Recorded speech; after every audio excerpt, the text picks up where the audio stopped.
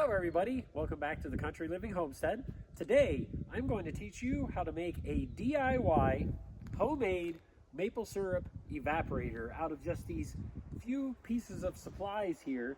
And we're going to make an awesome maple syrup evaporator that is easy to make, very inexpensive, and certainly something that you need to add to your homestead. So let's get to it.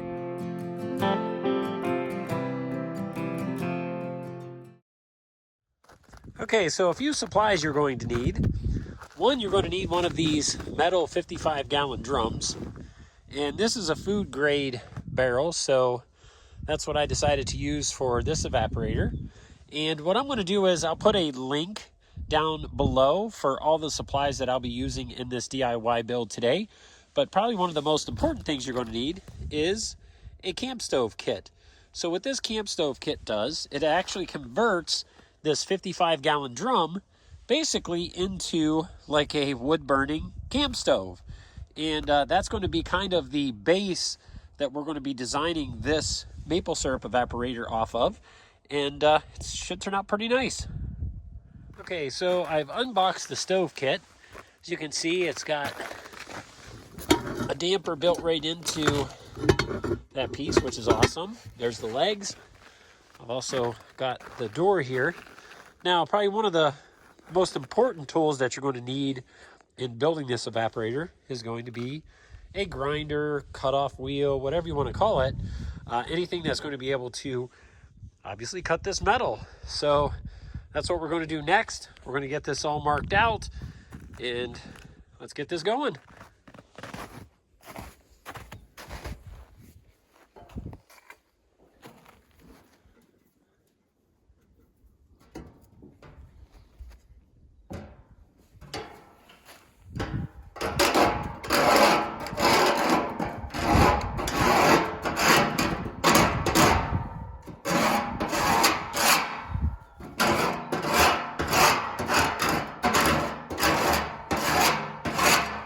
Okay, so one thing to keep in mind too is, if you can see this is the airflow. So I'm going to be marking this to be able to cut out this little square area to where that airflow is going to be. So that way when this slides, it actually opens and closes. So we just want to make sure that that is operational when we're putting this door on. And then you also want to make sure that it's as square as you possibly can get. This looks pretty good right here, so that's why I'm marking it, getting it ready to go. So we're just going to go ahead and run with that. My one consideration before I knew this was actually built in was to use these holes as airflow for the actual fire in there. But now that I know it's got this, I'll be able to close these in, and then I won't have to worry about that. That'll be the airflow for that. So let's get this cut out and let's get this going.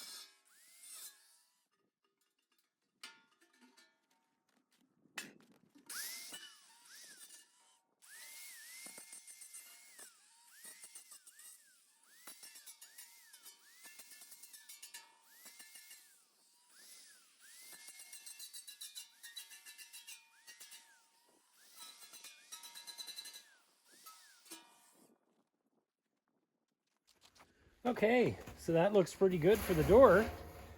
Check that out. So let's see how good of a fit it is now. Grab the door here and set it on. And One thing you want to be very careful about, these edges are extremely sharp until you actually get a chance to grind those down. So I'll probably get my grinder and just grind it down a little bit just to give it a cleaner, so that way it doesn't have such a sharp edge. But check it out. Looking good. Nice fit. Got good airflow right there. Looks like I didn't quite cut it down far enough, so I may have to adjust that a little bit. So it looks to be maybe, oh geez, maybe another inch or so I need to go back down a little bit more for that airflow to be complete. So that's this kind of squared off edge here. So I'm just going to cut that down here a little bit more so that way it fits better. We'll go from there.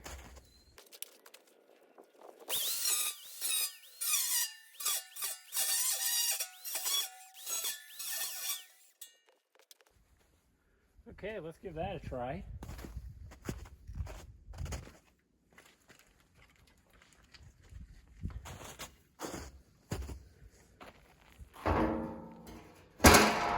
Oh yeah, there we go. That's a much better fit.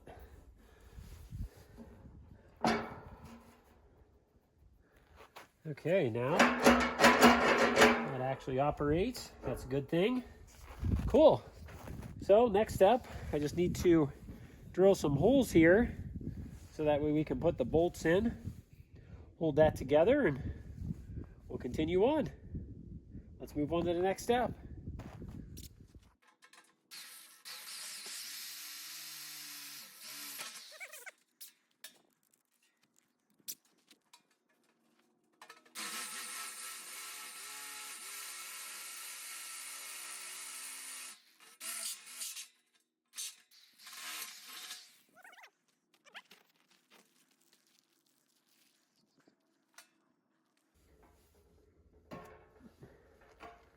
Now again, as you're trying to put these bolts in, be extremely careful because you got some sharp edges.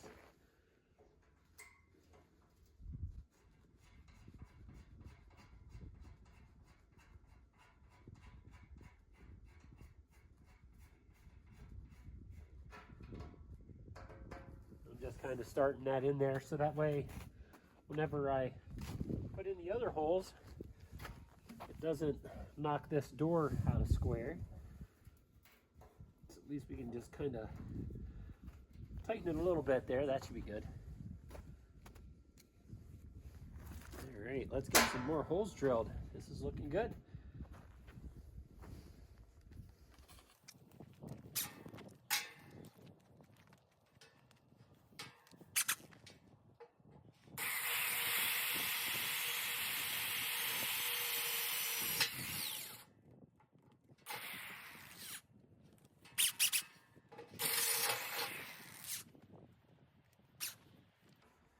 Now, of course, once I get at least 4 in here, I'll be able to zip right through these, but right now it's just taking a little extra time because I want to make sure that this doesn't move around. So I'm going to put one in each corner here. That should hold it down, and then we should be good to go to zip right through them.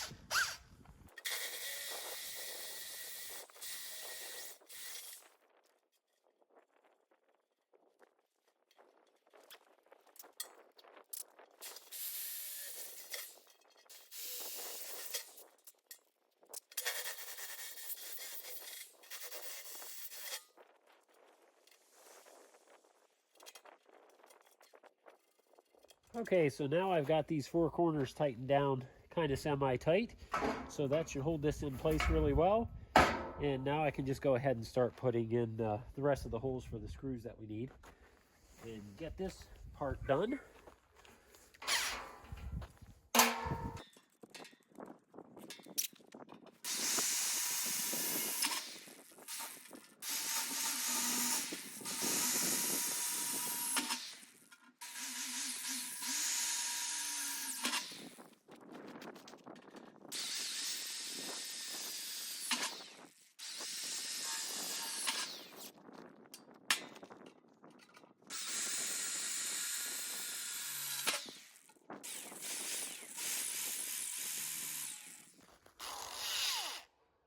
And I think I bent the drill bit.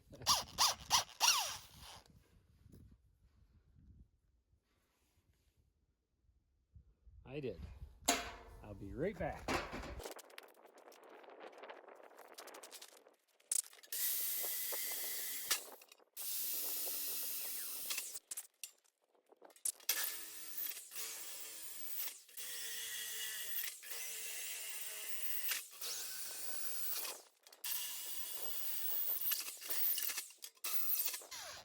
Okay, we got all the holes drilled. Let's get the hardware installed.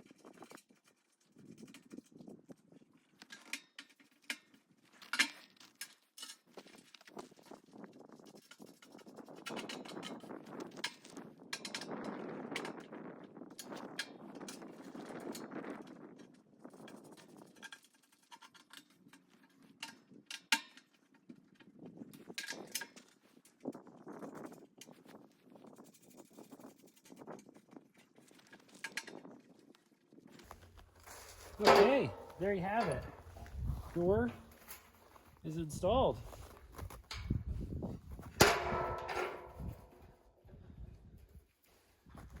It's pretty awesome. Nice and tight. Looks good. Air vent works perfect.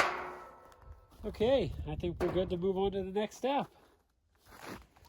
Okay, so for the next step, what I'm going to do is I want to make sure that this is nice and square. We've got an airflow on the bottom, so now we're going to install the legs to the stove. So I'm just going to lay this down like so, and just make sure that, again, that you're nice and level here, so that way when you put your legs on here, that it's going to set nice and straight on the ground. So that looks about right. And here's the legs that we've got. So we're just going to place those on kind of where I'm thinking about putting them. Probably like right around in there. That looks pretty good. And I'm just going to kind of eyeball this to make sure that it's nice and level. And it looks like this holds 4 screws. So I'm just going to mark these off. And then I'll know where to drill the holes at. And we'll get this put on. The only question that I'm wondering is, when I go to put the feet on back here, how in the world am I going to reach all the way back in? So I'm almost thinking what I might do is take the hole and cut that out for the evaporator pan, and then I'll be able to reach down in there too. So at least I can get the front legs on. I can reach in there for that. But we'll see how it goes. I'll get these marked out and we'll take it from there.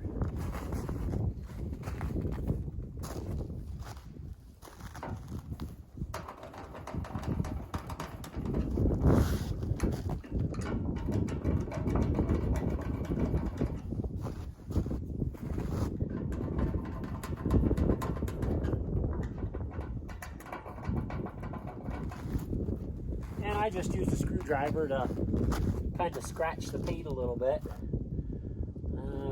Don't know how well that worked. I can see these two. So I'm just going to mark these a little bit better.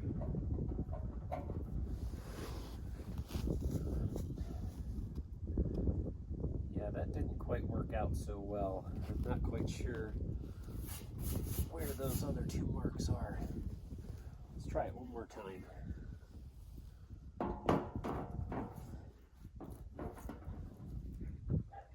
Okay, that looks about right there. Need a little bit more.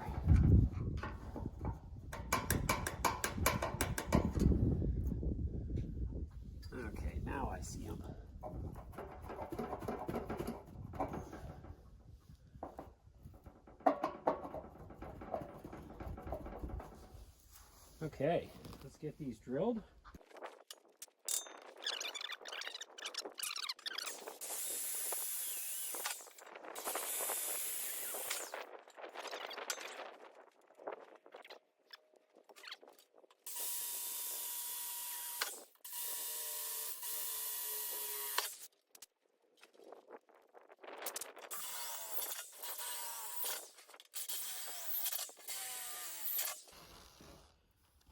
Okay, let's cross our fingers and hope this fits.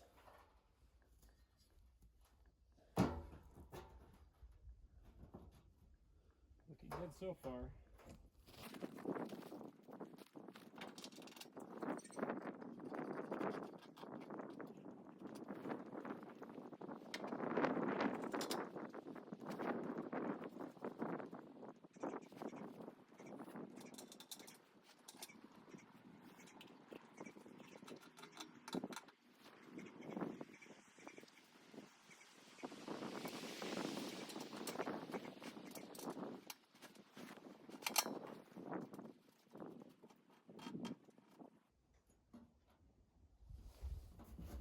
Okay, now we just need to tighten those down. That's looking nice.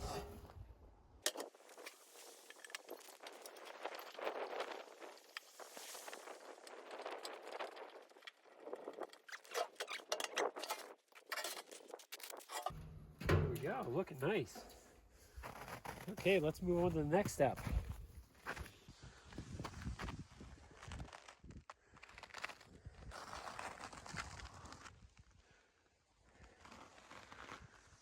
Okay, so here's the crucial part. I'm going to be cutting the area for the pan. Now, you want to make sure that this is extremely level, because obviously when you put the sap in the pan, you don't want it to be off level. I mean, it's not horrible if it's not, but it definitely would be better if you could make sure that everything is level. So again, I will put links in the description below, but here is the pan that we're going to be using. So it should fit pretty nicely on here. It's going to sit about right there. So that's how that's going to fit. Looks like it's going to be perfect too.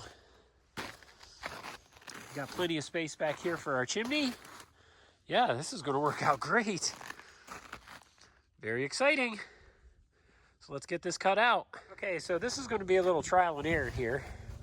I'm thinking of marking about right there and cutting it so that way the pan will kind of like slide down inside, and it'll hold it more secure in there while we're trying to boil the sap. So we'll give that a shot and see how well it fits, and we will take it from there.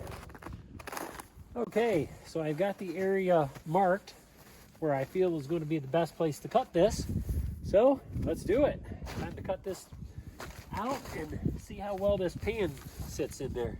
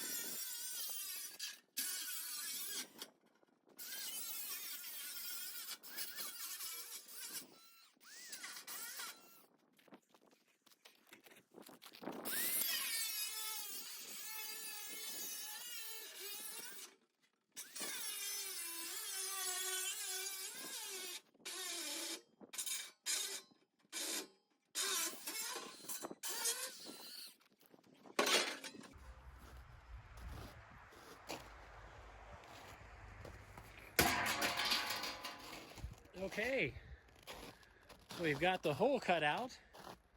Let's see how well this pan fits.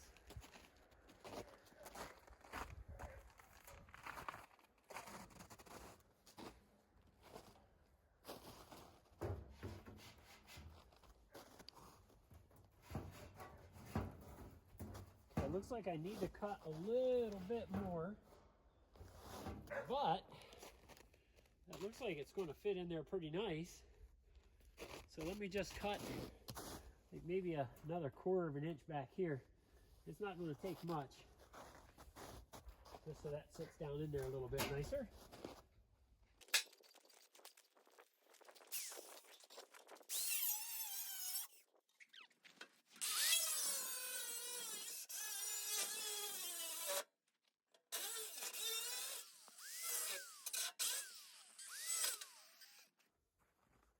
Okay, let's see how that works.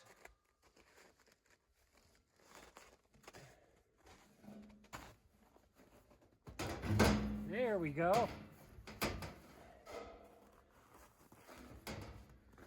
That is nice.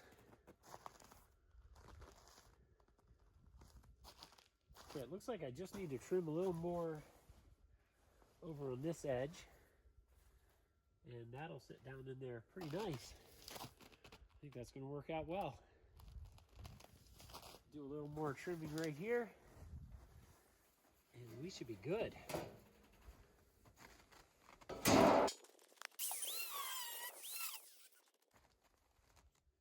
Okay.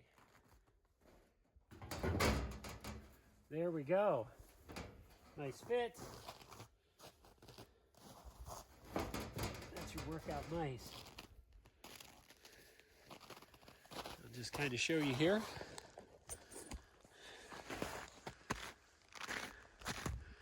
There's the fit. Looking good. It's looking like an evaporator. Check that out. That's awesome. Okay, let's get the chimney put in this thing. Okay, so I've taken the damper out of this chimney collar for now. That's going to give me the ability to be able to mark the circular area there inside, so I know exactly where it needs to be cut. So again, what I'm doing with this, I'm just making sure that it's nice and level with everything, like everything looks nice and straight down through here. I've never claimed to be perfect, nor will I ever be.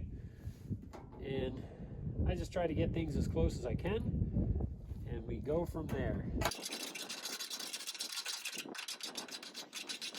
Now the challenge that I see with this is I've got such a large cutoff wheel to be able to cut this circular pattern. But again, hey, it's not going to be perfect, but I'm going to try my very best to try to get that as round as I possibly can. So let's see what we can do.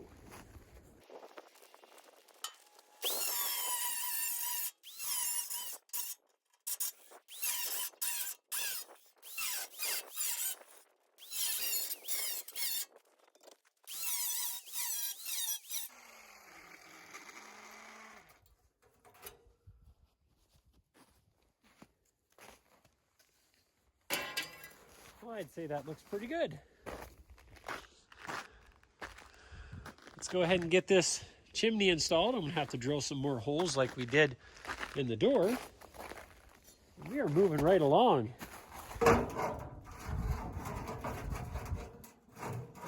Look at that. Perfect fit. Okay, let's get these holes drilled.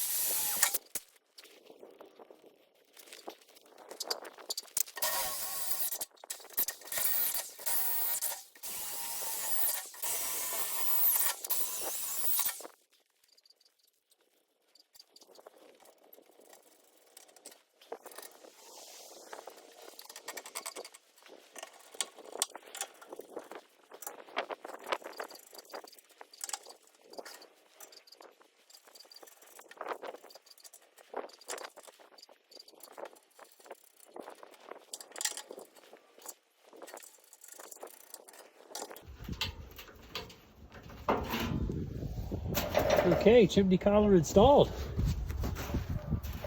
Looks good. On to the next step. Okay, now it's time to put on the last leg. I think it's going to be a lot easier now that I did it this way. Set this up on end and to get a good idea as to where the other leg is.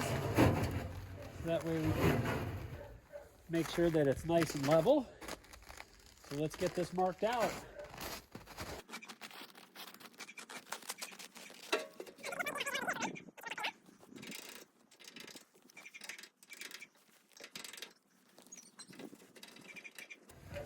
And again, I'm just eyeballing these just to make sure it's semi-level. Looks like we got some good marks. Let's get these holes drilled.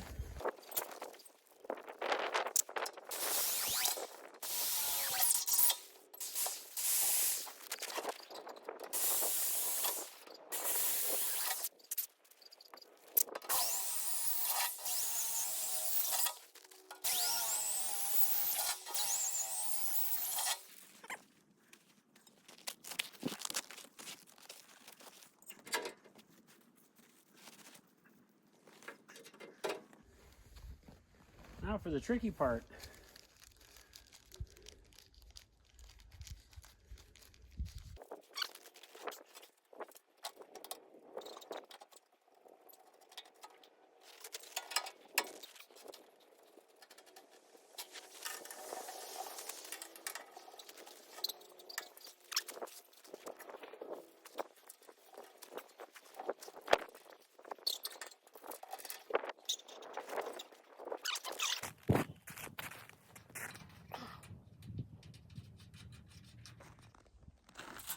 Okay, so we've got the legs on, got the pan here, final step, a couple pieces of this 6-inch pipe. These are 24-inch in length.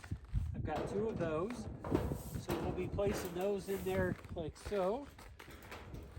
And as far as some finishing touches that I'm going to do on this, I'll probably just take a grinder just to kind of soften those edges there a little bit so they're not so sharp. And then I'll probably sand this down and paint it black with the heat-resistant paint just to make it look nice, because of course we definitely want to make sure that it looks good as well as works good. So there you have it, folks. An easy DIY maple syrup evaporator. Inexpensive to make. There you have it. Now the last thing I need to do is just finish installing these 6-inch stovepipes. Those are 24-inch lengths. So I'll be putting 2 of those on. And then I'll also have an elbow that's going to come up and go that direction. So that's going to prevent any like soot or debris coming out of the chimney from going down into the syrup. But hey, there we go. DIY maple syrup evaporator. That's pretty awesome. So thanks again for stopping by the Country Living Homestead. We appreciate you folks checking out our videos. Don't forget to like, comment, and subscribe. And hopefully soon, as you can see behind us, there's the greenhouse. Hopefully, once all of this snow goes away, we'll be able to get the plastic put on, and we'll be doing part 4 to that. But hey, I hope you enjoyed our DIY build here on this maple syrup evaporator. It was a lot of fun. It's been very cold out here today.